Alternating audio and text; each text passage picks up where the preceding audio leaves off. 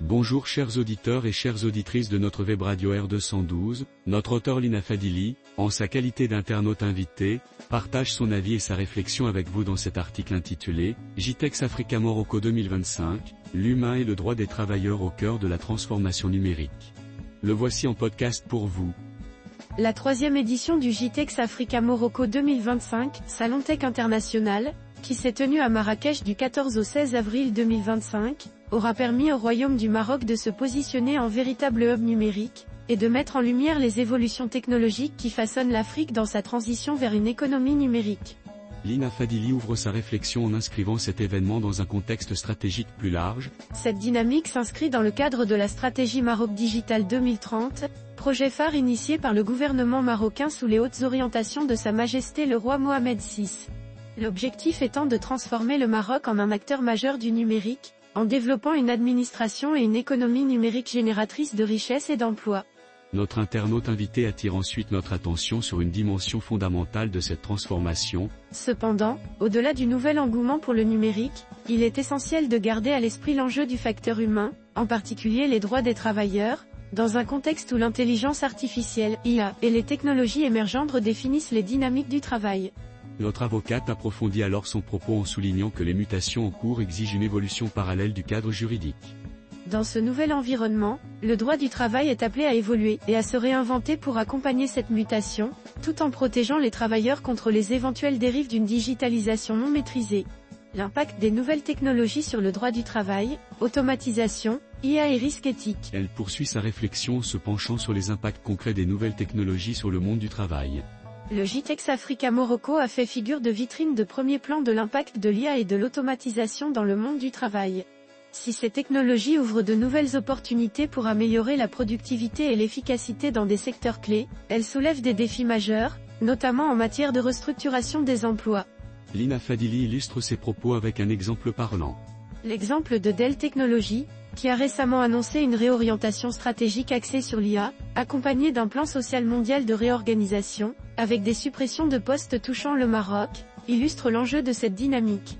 Bien que cette transformation technologique se présente comme un indiscutable levier de croissance, force est de constater qu'elle génère un coût social non négligeable, qui prouve que les restructurations numériques peuvent avoir des répercussions sur l'emploi local. Notre intervenante met également en lumière un risque éthique fondamental. Le risque éthique majeur réside dans le fait que l'adoption élargie de l'intelligence artificielle et des processus automatisés ne conduisent à la disparition de fonctions et de métiers nécessitant peu de qualifications. À charge donc pour les gouvernements d'adapter le droit du travail, notamment en Afrique, où les inégalités d'accès à la formation et aux compétences sont encore prononcées. Le télétravail transfrontalier, un cadre juridique en pleine évolution. Lina Fadili aborde ensuite un autre enjeu clé de cette transformation numérique, le télétravail transfrontalier. Le télétravail, qui a pris une ampleur considérable après la crise sanitaire du Covid, est également l'un des sujets abordés lors du JITEX Africa Morocco 2025. Ce modèle de travail hybride, qui permet aux entreprises de recruter des talents au-delà des frontières nationales, présente des avantages indéniables, mais aussi des défis juridiques majeurs. Comment encadrer ce travail à distance lorsqu'il dépasse les frontières et implique des législations différentes sur les droits des travailleurs, la fiscalité et les conditions de travail? L'intervenante met ici l'accent sur la nécessité d'une adaptation législative globale. Dans un contexte où les entreprises déploient leurs activités à l'échelle internationale, il est indispensable que le droit du travail s'adapte à ces nouvelles pratiques en établissant des normes visant à garantir la protection des travailleurs. Cela inclut, en priorité, des règles relatives à la classification des emplois, la gestion de la durée du travail et la protection des données personnelles. Elle précise ensuite l'importance de cette régulation à l'échelle africaine. En Afrique, ce phénomène devrait connaître une forte accélération, car un nombre croissant d'entreprises cherchent à tirer parti des compétences locales en proposant des formes de travail plus flexibles. Il devient dès lors urgent que les législations nationales mettent en place un cadre juridique approprié, en vue de réguler le télétravail transfrontalier et d'assurer une protection adéquate des droits des travailleurs. L'accompagnement des travailleurs dans la transition numérique, le rôle de la formation et de la reconversion. Lina Fadili poursuit sa réflexion en abordant l'enjeu crucial de la formation dans un contexte de mutation rapide. Au cœur de cette transformation numérique se pose la question de la formation et de la reconversion professionnelle, dans un contexte où une population africaine jeune représente un potentiel tout aussi porteur que fragile, l'âge médian étant de 19 ans en Afrique, 29 ans au Maroc. Elle met en garde contre les effets collatéraux de la digitalisation non accompagnée. L'automatisation des données et l'IA ont une incidence sur de nombreux métiers, particulièrement les plus répétitifs, chronophages ou précaires, qui risquent d'être redéfinis, voire de disparaître. Raison pour laquelle l'accessibilité à l'emploi doit être une exigence de premier ordre pour garantir que les travailleurs, dont les plus vulnérables, ne soient pas les laissés pour compte de l'accélération de la digitalisation. L'auteur plaide alors pour des politiques publiques fortes en matière de reconversion.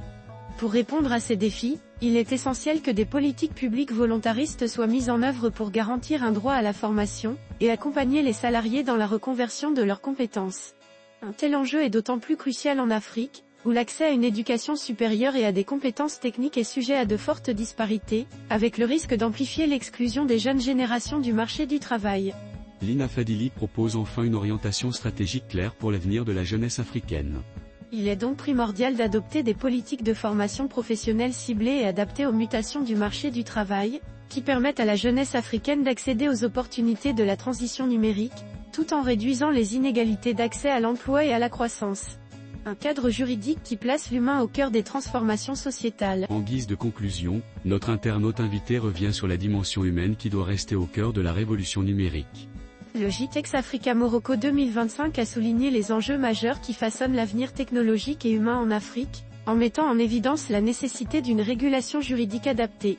Alors que le Maroc et nombre d'États africains s'engagent sur la voie de la digitalisation, il est crucial que l'arsenal juridique évolue rapidement pour répondre aux défis liés à l'IA, à l'automatisation et au télétravail transfrontalier. Elle rappelle alors les conditions d'une transformation technologique réussie.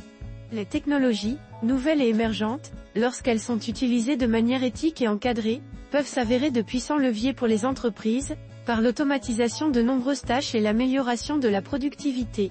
Cependant, pour que cette transformation technologique soit optimale et bénéfique, il est impératif que des mécanismes de protection des droits des travailleurs soient mis en place via un cadre juridique clair, une protection des données personnelles, ainsi que par des plans de formation professionnelle.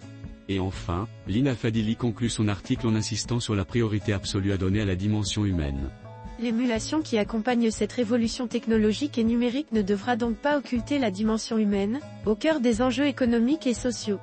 Pour ce faire, les gouvernements veilleront à ce que cette évolution ne débouche sur une précarisation des travailleurs, et ne contribue à accentuer la fracture sociale en Afrique.